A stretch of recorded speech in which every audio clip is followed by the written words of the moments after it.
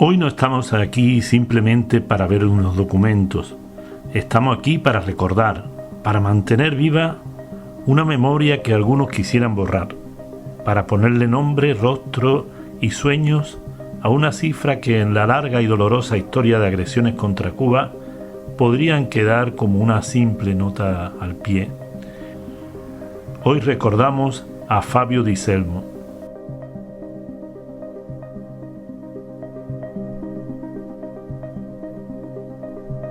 Un joven italiano de 32 años, un amigo, un hijo, un hombre que, como muchos, vio en Cuba no un enemigo, sino un destino de belleza y cultura. Un viajero que buscaba el calor de su gente y la tranquilidad de sus playas. En septiembre de 1997, su vida y la de su familia fueron truncadas brutalmente en el lobby del Hotel Copacabana en La Habana.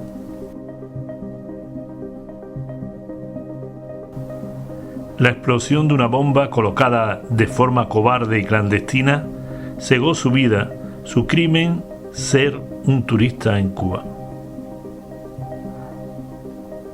Detrás de este acto de terror no hubo un accidente ni una casualidad. Hubo una mano ejecutora y una mente que la dirigió. Esa mano pertenecía a mercenarios a sueldo de grupos extremistas de Miami. Y esa mente que los dirigía, que los financiaba y que les daba impunidad, ha tenido siempre una dirección clara: el gobierno norteamericano.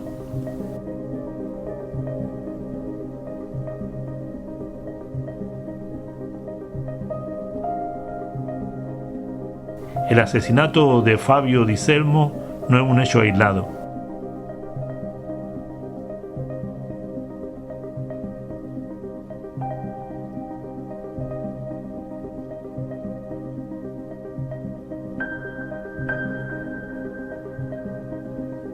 Es el capítulo más desgarradoramente humano de una guerra no declarada que lleva décadas sangrando a la nación cubana. Es la consecuencia lógica de una política de terror que se ha vestido de libertad y democracia.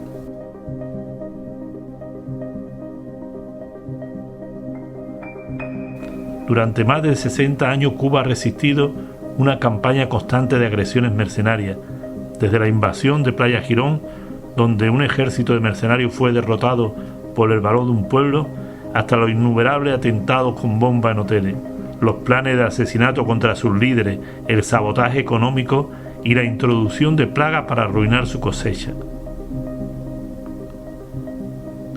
Cada uno de estos actos, financiados, planificados o permitidos desde el norte revuelto y brutal, ha tenido un único objetivo: sembrar el miedo, rendir por hambre y dolor a un pueblo que se atreve a ser soberano.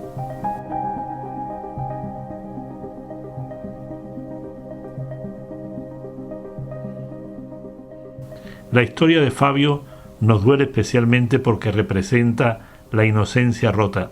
Él no era un soldado en un campo de batalla, era un testigo casual de una guerra sucia que eligió su lugar de vacaciones como campo de operaciones. Su muerte es la prueba irrefutable de que el terrorismo no tiene bandera ni escrúpulos y de que las víctimas de estas agresiones no son solo cubanas, son universales. Este documento que veremos ahora es un viaje a la memoria, un recorrido por la vida que fue arrebatada por el dolor de una familia que aún clama por la justicia.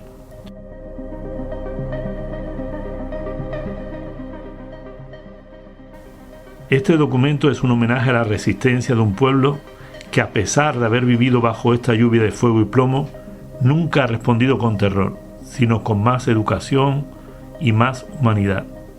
Los invitamos a verlo no solo con los ojos, sino con el corazón, para que Fabio Di Selmo no sea nunca un nombre más, sino un recordatorio eterno de las consecuencias del odio y la necesidad imperiosa de la paz y la justicia social.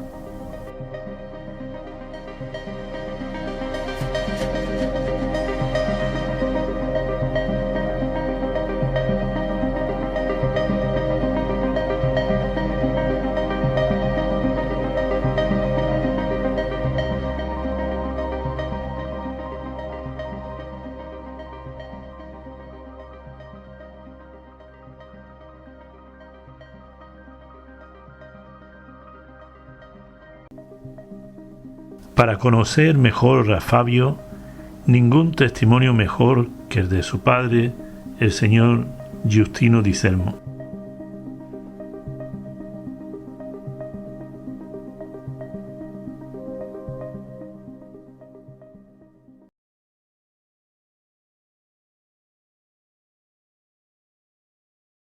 Bueno, yo soy Giustino di Selmo, soy un ciudadano italiano que vino a Cuba con mi hijo Fabio, un muchacho que pienso hay poco en el mundo, sin exagerar. Un muchacho que amaba con toda su alma y su inteligencia y humanidad a los niños. Él habría dado la vida por cualquier niño de este mundo.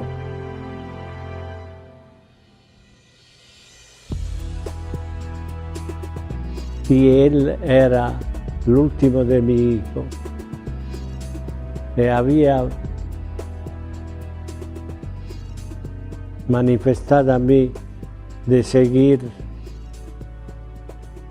el trabajo, la actividad comercial a la cual yo dediqué toda mi vida.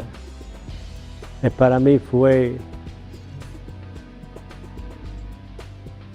una dicha inmensa que el último mi hijo quería hacer en mi trabajo. Y así me lo llevé por la primera vez a Cuba. Como se bajó del avión y fuimos al Hotel Nacional, Fabio, sin exagerar, se había enamorado tremendamente de este país, así distinto. Y él al lado mío empezó a conocer la actividad que hacía su papá. El Hotel Copacabana, en un mes más o menos, él conocía del primero al último empleado y todo el mundo se enamoró de Fabio, sin exagerar. Fabio se volvió como el abogado de todo. Le preguntaban, muchacho, muchacho, gente ya de una cierta edad. Y por último, un día estaba pasando una tragedia de una niña que se estaba ahogando en la piscina. Y él, de este día, se hizo amigo con el salvavidas. Y después del trabajo, conmigo, él cuando llegaba al Hotel Copacabana, se sentaba al lado del salvavidas, mirando a los niños que se bañaban. No tengo todavía, a distancia de tantos años, el coraje y la fuerza de preguntarme todavía por qué Dios lo hice. Y como yo soy un creyente, pienso que Dios llama al lado suyo a lo mejor que hay en esta tierra. Y así yo me calmo y pienso que Fabio está en el cielo.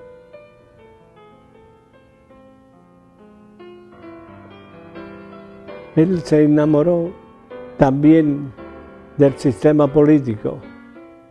Él no sabía il sistema politico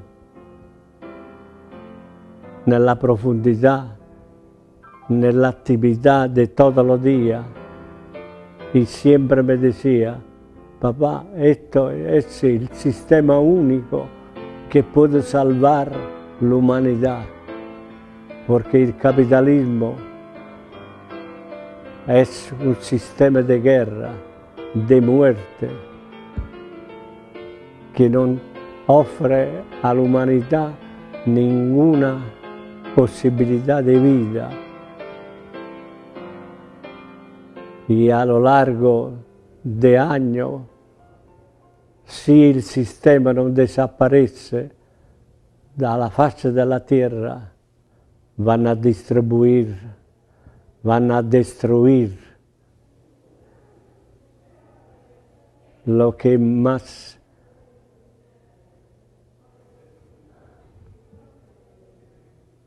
existe en el hombre, en la humanidad, el amor por los demás, el amor por la vida y el amor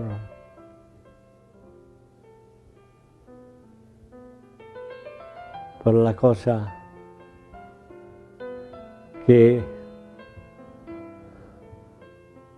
sirven a salvar. Siempre decía así, los niños de cualquier peligro. Esto era mi hijo. Este era Fabio.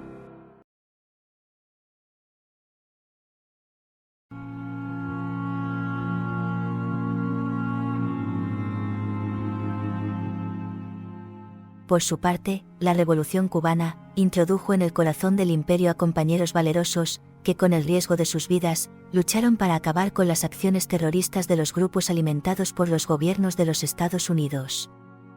Percy Francisco Alvarado Godoy es uno de los exagentes de la seguridad del Estado cubano que lucharon contra los mercenarios que atentaban contra el pueblo cubano. Oigamos su rico testimonio.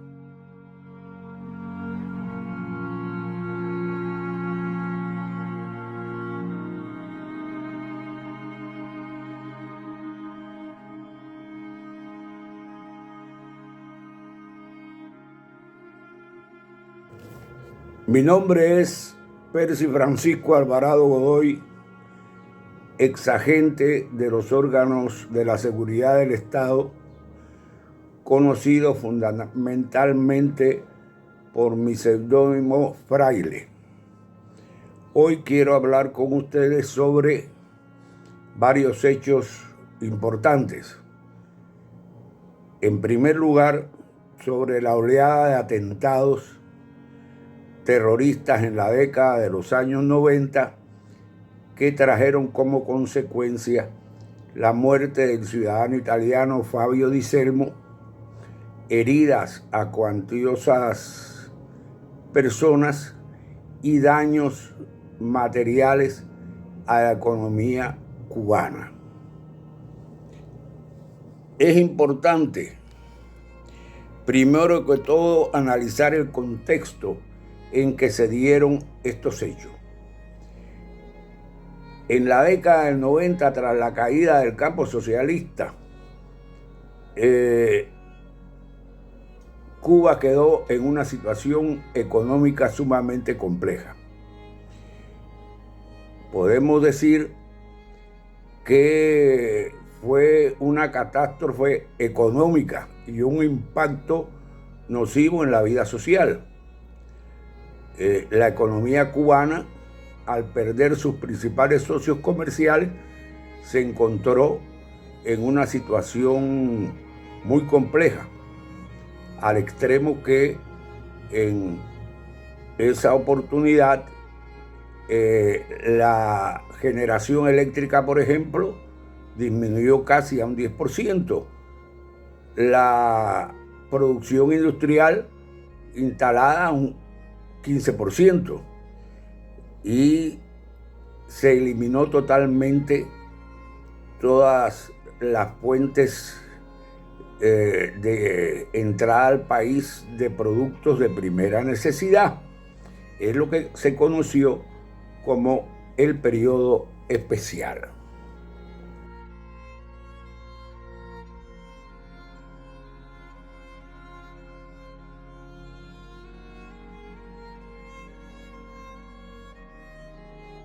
Aprovechado por los Estados Unidos, la central de inteligencia de ese país, así como los grupos terroristas asentados en la Florida, quienes vieron la oportunidad de atacar y dar el golpe final a la Revolución Cubana. Recordemos que para salir de esta situación económica, el gobierno cubano impulsó el desarrollo de la inversión extranjera y el desarrollo de la actividad turística para convertir al turismo en la principal fuente de ingresos para levantar la economía cubana. Por lo tanto, todas estas personas, todos estos organismos vinculados al terrorismo se centraron fundamentalmente en dañar la economía cubana. Fueron tales los hechos que basta decir que en la época de los 90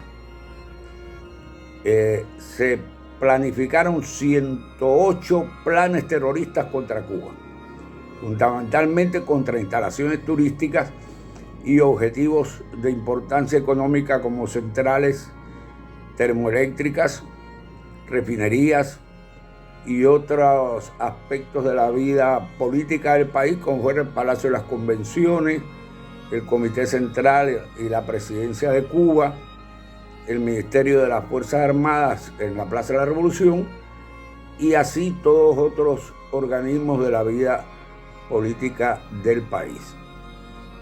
Además de estos 108 atentados, se planificaron 16 intentos de asesinato al comandante en jefe Fidel Castro, 8 atentados, planes de atentado contra dirigentes del país, y se llegó incluso a realizar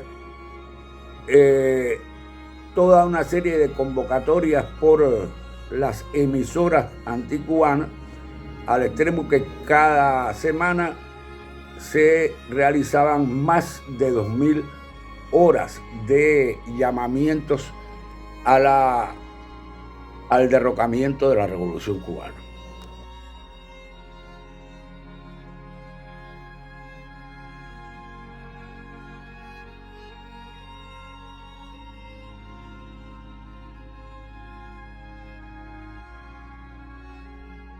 Es en este contexto en que, encontrándome yo trabajando ya de mediados de los 70 en Estados Unidos, infiltrado como agente de la seguridad cubana, se descubre que hay varios grupos que están participando en estas actividades, a citar la Fundación Nacional Cubano-Americana, quien había creado un ala terrorista denominada Frente Nacional Cubano, al que yo penetré directamente. Cuba Independiente Democrática, Comando GL, Alfa 66 y otros grupúsculos contrarrevolucionarios participaron en toda esta serie de intentos de planes terroristas. Es conocido que para ello se valieron de viejos terroristas como Luis Posada Carriles, que se encontraba asentado en Centroamérica y a quien se le dio la tarea de crear una célula terrorista en Centroamérica. En este contexto se realizaron 31 planes terroristas, atentados terroristas contra instalaciones cubanas turísticas fundamentalmente, de los cuales solamente 11 tuvieron un desenlace fatídico para nuestro país y para nuestra economía. Precisamente el 4 de septiembre de 1997, en el Hotel Copacabana, es asesinado el ciudadano italiano Fabio Di Selmo. En otros hoteles también explotaron bombas, tanto en Varadero como en La Habana, causando daños y estragos sumamente grandes, daños materiales y sobre todo lo peor, causando heridas a varios ciudadanos cubanos.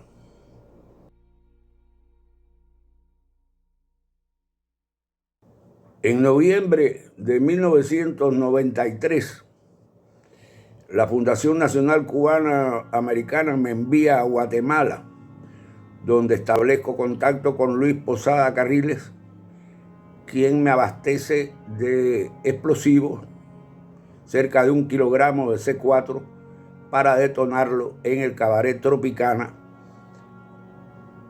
que era uno de los principales centros turísticos donde se desarrollaban actividades y existía una alta concentración de turistas. El plan era yo explotar esas bombas el día 24 de noviembre.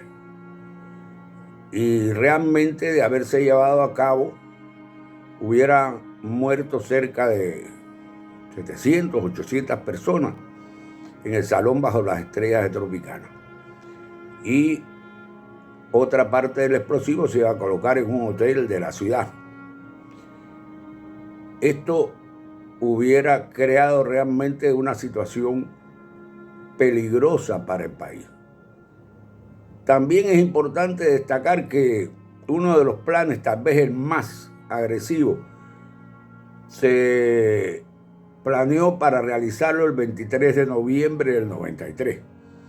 En este caso fue Alfredo Domingo Otero, un exoficial de la CIA y jefe de operaciones del Frente Nacional Cubano perteneciente a la FENECA, quien me orientó que yo recibiría por mar fósforo blanco, explosivos, armas, con el objetivo de colocarlos en cines y teatros de la capital, de hacerlo explotar en hoteles e incendiar, como dije, teatros y cines, y ante la presencia del comandante se me va a dar una pistola Escorpión calibre 22 con silenciador entre las armas para ejecutar al comandante en jefe Fidel Castro.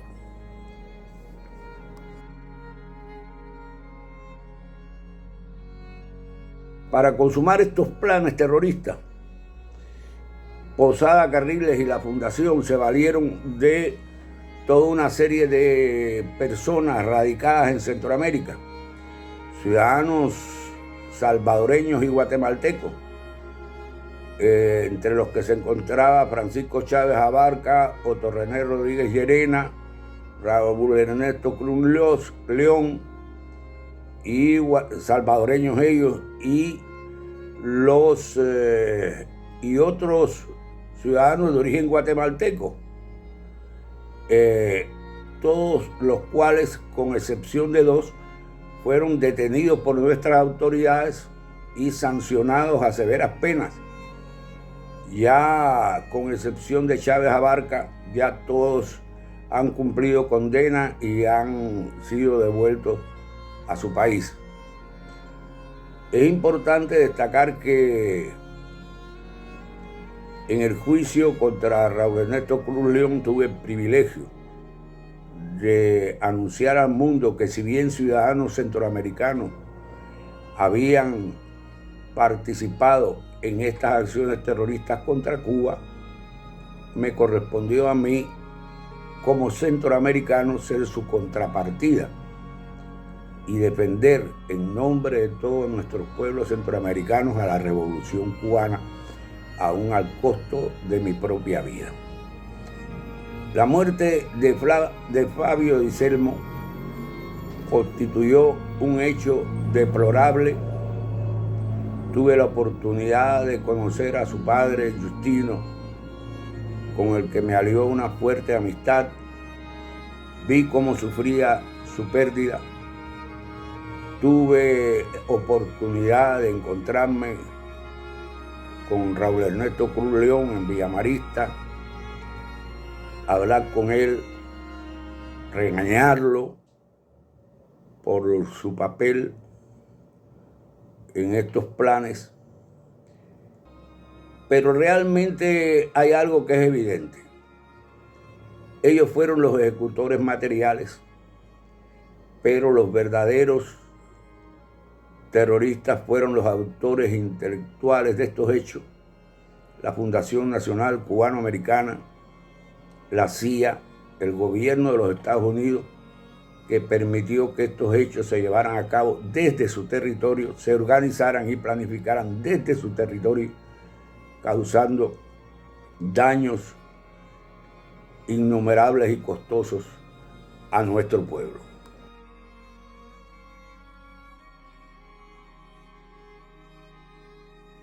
Quiero por último expresar mi honda satisfacción de haber sido y seguir siendo un revolucionario guatemalteco que ha ayudado a Cuba en su lucha contra el terrorismo, al igual que mis 5 hermanos héroes. Me tocó estar tal vez más tiempo que ellos, en total cerca de 27 años dentro de estos grupos terroristas y luchando también contra servicios enemigos. Hoy puedo con orgullo expresar que la vida me colocó no en el lugar en que yo quise, sino en el preciso lugar donde he sido más útil a la revolución cubana, que es decir, más útil a la humanidad. A pesar de que hoy peino canas y arribaré dentro de poco a los 77 años de edad, todavía me siento un combatiente firme, dispuesto a ir a cualquier lugar donde haya una injusticia. Ya solicité formalmente mi disposición a combatir por Venezuela si la misma es agredida. Y por supuesto, Cuba puede contar conmigo hasta el último respiro. Patria o muerte, venceremos. Hasta la victoria siempre.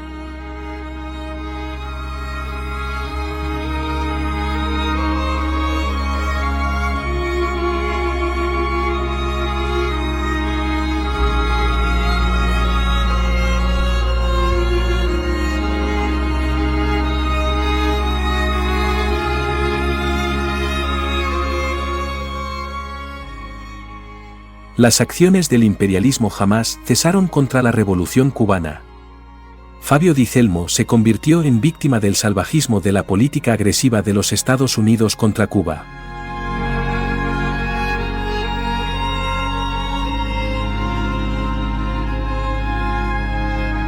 Recordamos hoy la memoria de cuantos cayeron víctimas de estas acciones criminales. A la vez, vaya nuestro agradecimiento a los órganos de la seguridad del Estado cubano, en esta ocasión, en la persona de nuestro compañero y amigo, Percy Francisco Alvarado Godoy.